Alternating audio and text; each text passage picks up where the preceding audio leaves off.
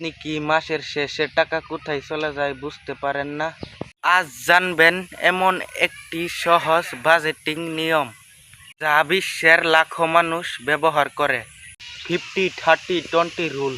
50% প্রয়োজনীয় খরচ। আপনার মাসিক আয়ের 50% বিয়োগ করুন প্রয়োজনীয় খরচে, যেমন বাড়ি ভাড়া, খাবার, বিদ্যুৎ বিল এবং ইন্টারনেট বিল, যাতায়াত, চিকিৎসা। এইসব খরচ আপনার দৈনন্দিন জীবনের জন্য জরুরি। 30% ইচ্ছামতো খরচ। আয়ের 30% খরচ করুন আপনার পছন্দের খরচে, যেমন বাইরে খাওয়া, সিনেমা দেখা, শপিং, ভ্রমণ, বিনোদন। এই অংশটি আপনার জীবনকে উপভোগ করার জন্য। 20% সঞ্চয় ও বিনিয়োগ।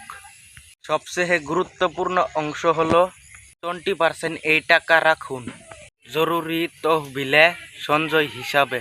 দীর্ঘমেয়াদী বিনিয়োগ। এটি ভবিষ্যৎ আর্থিক নিরাপত্তা গড়ে তুলতে সাহায্য করবে।